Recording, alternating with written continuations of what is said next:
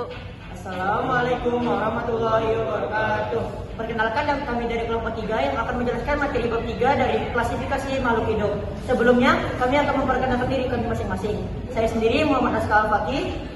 Saya Bayan Tiarap. Saya Bang Hidayat. Saya Naura Syafarifa. Oke, langsung saja kita ke materinya.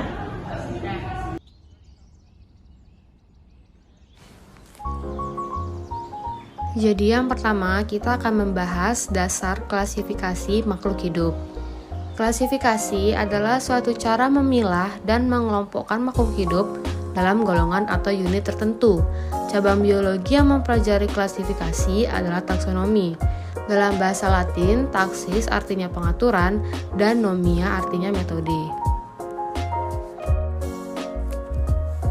Usaha pengelompokan makhluk hidup pertama kali dilakukan oleh Aristoteles yang mengelompokkan makhluk hidup dalam 2 kelompok, yakni hewan dan tumbuhan.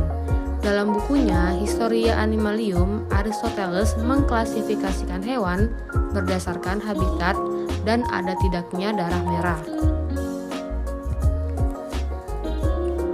Pada abad ke-16, ketika semakin banyak makhluk hidup ditemukan, sistem klasifikasi Aristoteles menjadi tidak efektif. Para ahli kemudian mencari cara yang lebih baik untuk mengklasifikasikan makhluk hidup. Muncullah ahli-ahli taksonomi lain seperti Andreas Sessalpino, Gaspard Bauhin, dan John Ray.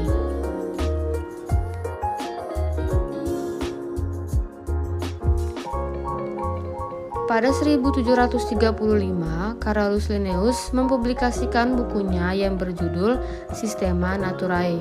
Karyanya merevolusi ilmu taksonomi dengan mengklasifikasikan makhluk hidup berdasarkan beberapa tingkatan, mulai dari kingdom hingga spesies. Linnaeus menerapkan tata nama binomial atau binomial nomenklatur untuk setiap makhluk hidup, dan menjadi taksonomis pertama yang menempatkan manusia dalam kelompok primata serta memberinya nama ilmiah Homo sapiens.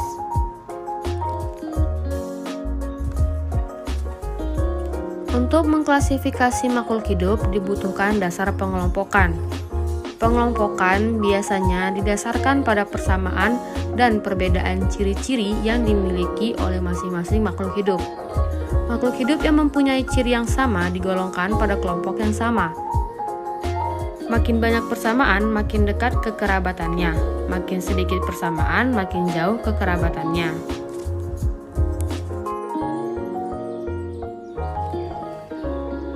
Klasifikasi memiliki manfaat yang sangat besar bagi biologi. Melalui klasifikasi, kita dapat memberi nama makhluk hidup yang baru ditemukan, mengelompokkan makhluk hidup berdasarkan persamaan ciri yang dimilikinya, mendeskripsikan ciri-ciri suatu spesies atau kelompok makhluk hidup, untuk membedakannya dengan spesies atau kelompok yang lain, mengetahui kekerabatan antara makhluk hidup dan jarak kekerabatannya, mempelajari makhluk hidup yang jumlahnya sangat banyak dengan lebih mudah.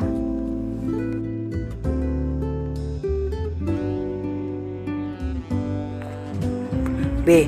Klasifikasi sistem 5 kingdom.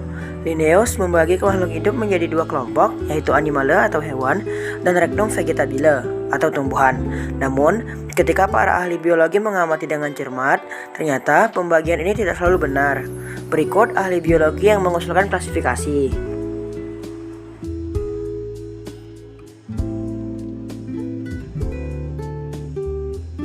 Pada tahun 1969, Robert H. Whittaker membagi semua makhluk hidup menjadi 5 golongan, atau yang lebih dikenal sekarang sistem 5 kingdom. Perbandingan dasar karakteristik yang digunakan antara lain: 1. Ada tidaknya membran inti sel.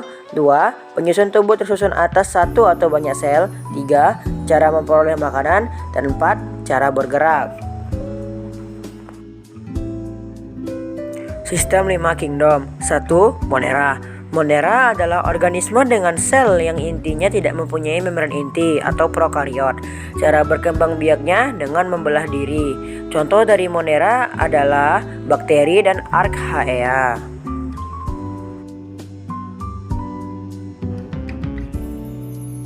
Selanjutnya ada protista. Protista adalah kingdom yang terdiri atas satu sel atau banyak sel yang memiliki membran inti atau eukariot. Protista mempunyai kesamaan struktur yang sederhana. Anggotanya sebagian uniseluler dan multiseluler. Protista merupakan organisme fotoautotrof dan beberapa jenis lainnya merupakan organisme heterotrof. Protista dibagi menjadi protista mirip hewan atau protozoa, tumbuhan atau alga, dan protista mirip jamur.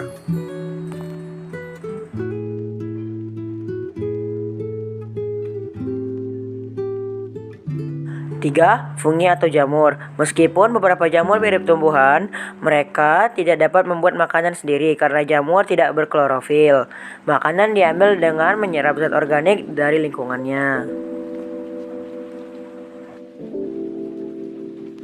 4. Plantae. Plantae atau tumbuhan adalah makhluk hidup yang berklorofil atau bisa membuat makanannya sendiri melalui fotosintesis.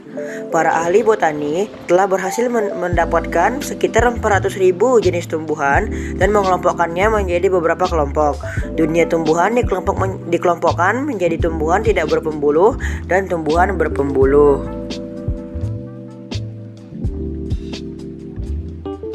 5. Animalia. Keanekaragaman hewan dapat dilihat dalam hal bentuk, ukuran, struktur alat tubuh, tempat hidup, maupun cara berkembang biak. Para ahli membagi dunia hewan menjadi dua kelompok besar, yaitu hewan tidak bertulang belakang atau invertebrata dan hewan bertulang belakang atau vertebrata.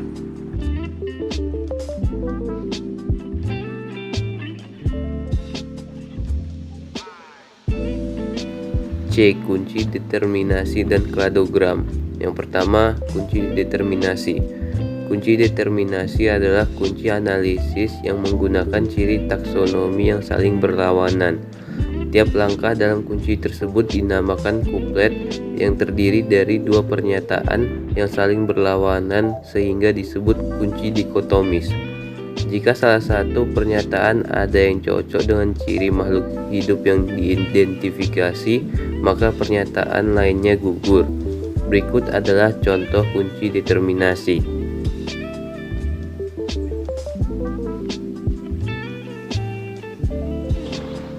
Selanjutnya ada kladogram. Kladogram adalah diagram yang menunjukkan hubungan atau relation antar makhluk hidup. Kladogram dibuat dengan mengelompokkan makhluk hidup berdasarkan kesamaan ciri yang dimilikinya. Berikut adalah contoh kladogram.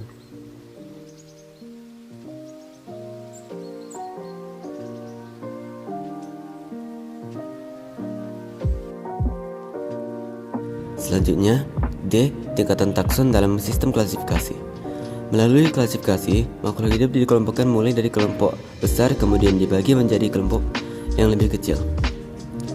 Kelompok kecil ini kemudian dibagi lagi menjadi kelompok yang lebih kecil. Begitu seterusnya sehingga hanya tersisa satu jenis makhluk hidup. Tiap tingkatan kelompok ini disebut dengan takson atau jamak atau taksa. Carolus Linnaeus awalnya membagi makhluk hidup menjadi dua kingdom, yaitu hewan dan tumbuhan. Kemudian, dunia hewan dibagi menjadi beberapa filum dan dunia tumbuhan menjadi beberapa divisi. Selanjutnya, kedua dunia tersebut dibagi lagi dalam tingkatan lebih kecil, yaitu kelas, bangsa, suku, marga, dan jenis. Kingdom. Kingdom merupakan tingkatan takson tertinggi dari suatu makhluk hidup. Awalnya hanya ada dua kingdom makhluk hidup sebelum Robert Whittaker mengusulkan sistem 5 kingdom pada tahun 1969. Filum dan divisi. Masing-masing kingdom dibagi menjadi beberapa filum atau divisi. Filum digunakan untuk kingdom Animalia, sedangkan divisi digunakan untuk kingdom Plantae dan Fungi. Nama filum tidak memiliki aturan yang khas. Contohnya Anthropoda, yaitu hewan dengan kaki berbuku-buku, atau Chordata, hewan yang memiliki notochord. Sebaliknya, nama divisi umumnya berakhiran vita untuk tumbuhan dan alga, atau mycota untuk jamur. Contohnya Bryophyta, yaitu lumut daun, dan Ascomycota, yaitu jamur beraskus. Kelas. Setiap film atau divisi dibagi menjadi takson yang lebih rendah yang disebut kelas. Tata cara penulisan kelas untuk alga umumnya berakhiran Vitiae, tumbuhan umumnya berakhiran Opsida, dan fungi berakhiran Mycetes, sedangkan hewan tidak memiliki aturan khusus. Contohnya divisi Pterophyta atau tumbuhan vaku. Dibagi menjadi 4 kelas, yaitu Psilotopsida, Equisetopsida, Marychiosopsida, dan Pteriotopsida. Setiap kelas dibagi menjadi takson yang lebih rendah, yaitu ordo. Penamaan ordo pada tumbuhan umumnya diberi akhiran ales, sedangkan hewan tidak memiliki aturan khusus. Contohnya kelas Dicotyledon atau tumbuhan biji berkeping dua dibagi menjadi beberapa ordo, seperti Malvales atau bangsa kapas-kapasan, Rosales atau bangsa mawar-mawaran, dan Graminales atau bangsa rumput-rumputan. Famili. Setiap ordo kemudian dibagi kembali menjadi takson yang lebih rendah, yaitu famili. Nama famili tumbuhan umumnya diberi akhiran Asiae dan hewan diberikan akhiran Idae. Contohnya ordo Poales dibagi menjadi beberapa famili seperti Poaceae, Juncaceae, Cyperaceae, dan Maiacaceae. Ordo Carnivora dibagi menjadi famili Felidae atau suku kucing, Canidae, suku anjing, dan Ursidae, suku beruang. Genus dan spesies. Genus adalah tingkatan takson yang lebih rendah daripada famili, sementara spesies adalah tingkatan takson terendah dan menjadi unit dasar klasifikasi. Makhluk hidup disebut satu spesies jika dapat melakukan perkawinan antar sesamanya dan menghasilkan keturunan yang subur atau fertil. Carolus Linnaeus kemudian memperkenalkan sistem tata nama binomial yang disebut binomial nomenklatur. Aturan ini disebut binomial karena pemberian nama makhluk hidup selalu menggunakan dua kata. Aturan binomial nomenklatur adalah sebagai berikut.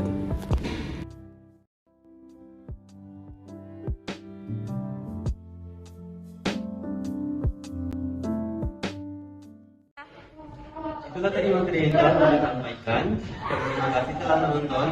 Wassalamualaikum warahmatullahi wabarakatuh.